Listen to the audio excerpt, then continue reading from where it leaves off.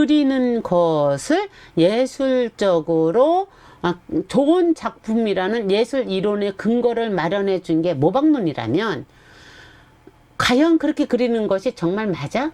그것만이 진짜 예술이야? 라고 하면서 그 반기를 들듯이 나오는 예술 이론이 뭐냐면 표현론입니다. 제가 지금 여기에 갖고 온 그림은 아까 잠깐 소개해드렸던 예술에 대한 8가지 답변의 역사, 이 책에 나온 그림을 바탕으로 전부 이렇게 실어놨어요. 표현론이 이제 발생을 하는데, 표현론은 어떤 거냐면, 선생님들 고호 그림을 보시면, 이 고호 그림을 한번 보세요.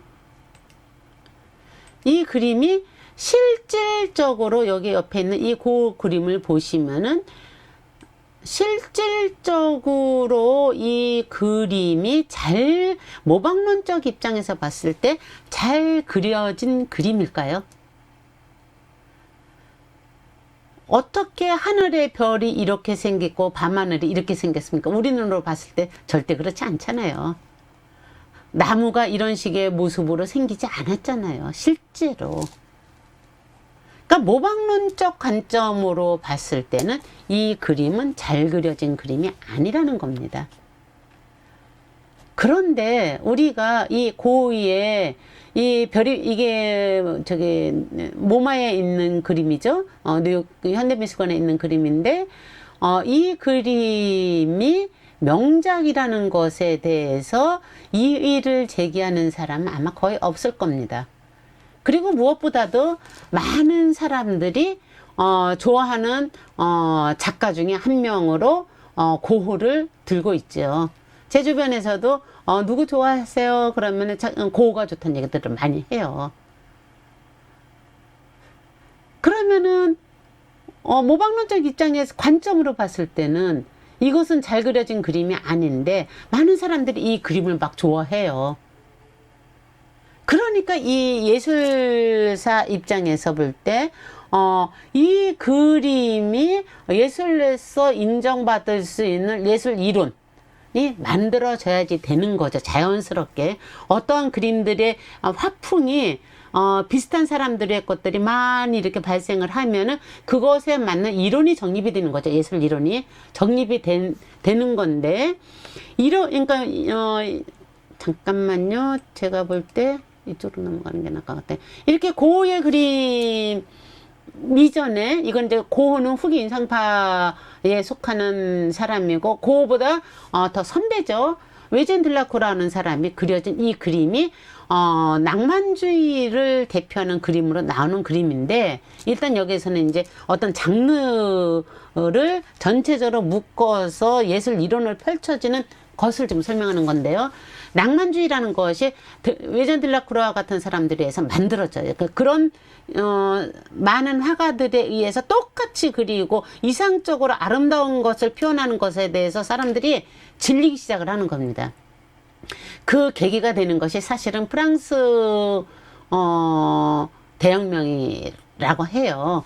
사실은 18세기의 유럽을 이끌었던 그 이데올로기, 철학의 계몽주의 사상이라고 합니다. 계몽주의 사상이 뭐예요? 이성적이고 합리적인 사고로 유토피아를, 합리적으로 사고를 가지고 살아갈 때 우리는 훌륭한 삶을 살 수 있어, 더 좋은 세계로 살아갈 수 있어 라는 것을 주장하는 것이 계몽주의잖아요. 간단하게 설명을 하면은 바로 그 계몽주의에 의해서 과학이 발달을 하고 서구 문명이 일어났는데, 그때 그런 그 프랑스 대혁명, 시민혁명이 일어나는 거잖아요. 그 시민혁명은 자유평등 박애를 기초로 내서 시민혁명이 일어났을 때 이 계몽주의 사상에 의하면 민주주의가 이렇게 이제 제대로 꽃이 피면서 자유평등 박애가 정말 일어날 줄 알았지. 우리는 모두 그런 꿈을 꾸잖아요. 그랬는데 왜인걸 프랑스 대혁명이 끝나고 나서 바로 이어지는 게 사실은 피해 복수전이 계속 일어나는 거잖아요. 실제로는 그 결과는 그 계속해서 야망과 이렇게 폭력이 기승을 부리게 됐던 겁니다. 그러니까 이런 것을 바라보던 사람들이 실제로 세상은 그렇게 말한 이성의 빛, 아까 말했던 계명주의에서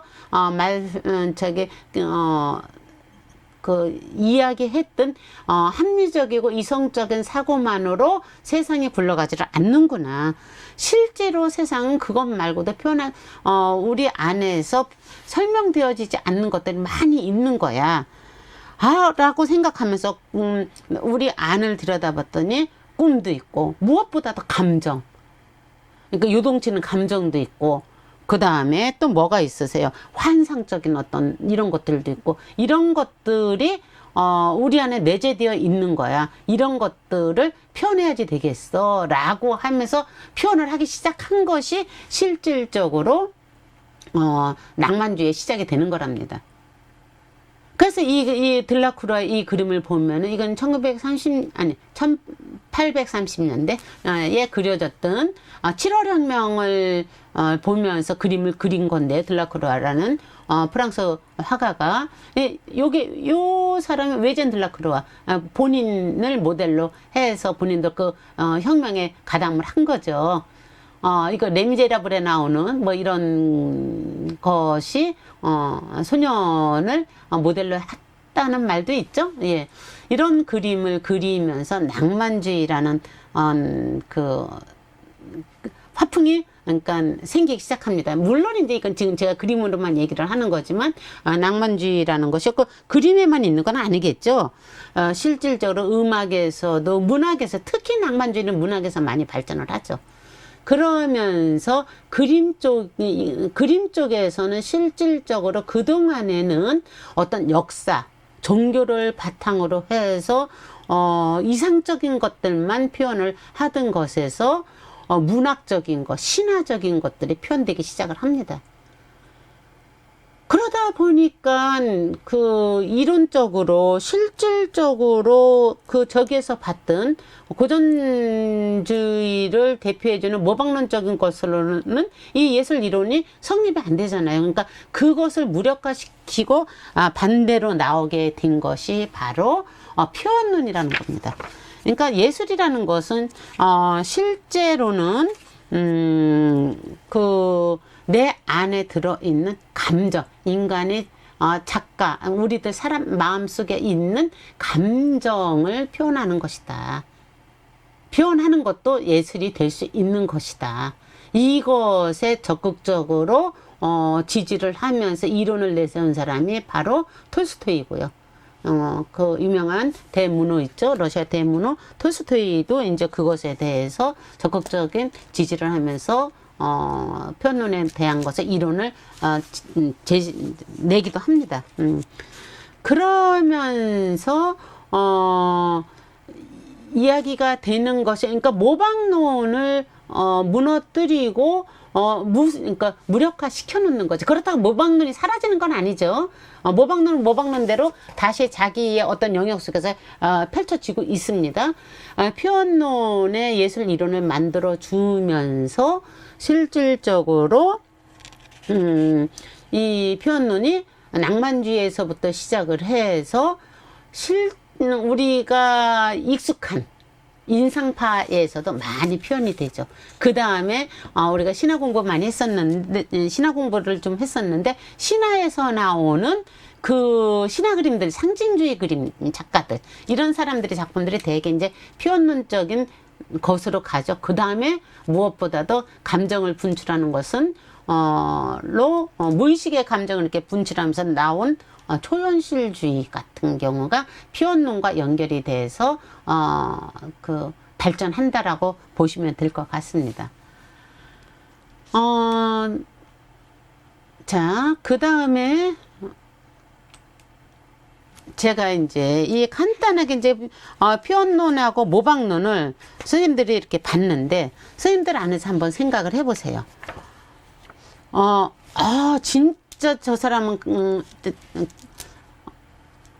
아니, 이걸로 보면서 설명을 합시다. 이게 이제 신고전주의 대표 작가인 앵그르예요. 앵그르라는 사람이, 그림을 보면 정말 입이 떡떡 벌어질 때가 많아요.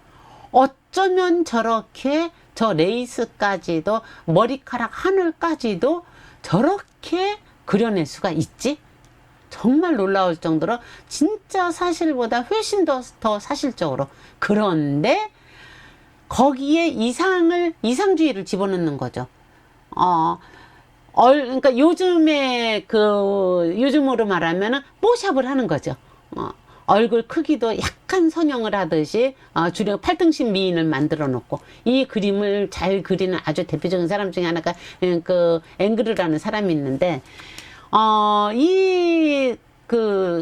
그림 두 장은 이 앵그르가 그린 그림이고요. 이거는 신고전주의 대표 화가 앵그르가 그린 거고요. 이거는 방금 전에 소개해드렸던 외진 들라크로아가 그린 그림인데요. 이 두 그림이 뭐냐면은 파가니니, 전설적인 바이올리니스트였죠.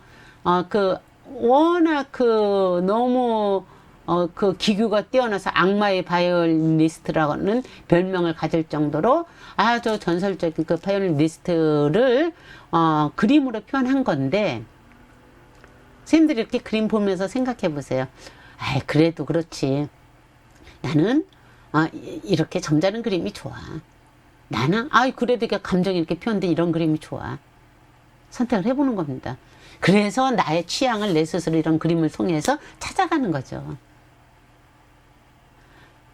어떠세요? 이거는 정말 고전주의적인, 이상주의적인 그림이고, 이거는 감정을 그대로 분출한 건데, 누가 더 파가니니 다운일까요? 이게 동시대에 같이 활동했던 사람들이에요. 근데 이 시대에는 신고전주의 학파, 고전주의에 손을 드는 사람들 입장에서는 낭만주의 그림들이 그게 그림이냐 이러면서 욕을 하고, 낭만주의 쪽에 손을 드는 사람들은 정말 진부해서 더 이상 봐줄 수가 없어 그러면서 신고전주의 학파들을 흉을 보고, 뭐 이러면서 둘이 이렇게 대결 구도를 하면서 이렇게 막 섞이면서 세대에서 발전을 하는데, 신고전주의에서 낭만주의 쪽으로 이렇게 넘어가게 되는 겁니다. 낭만주의가 막 이렇게 발전하고, 저쪽에서 뭐 상진주의도 발전하고 뭐 이럴 때, 또 그것의 반대 개념으로 이렇게 펼쳐져서 올라오는 게 모방론에서 나온 것이라고 우리가 볼 수 있는 사실주의라는 쿠르베 같은 사람의 그림들이 나오는 겁니다. 자, 모방론과 표현론은 이제 이렇게 구분이 좀 되시지요.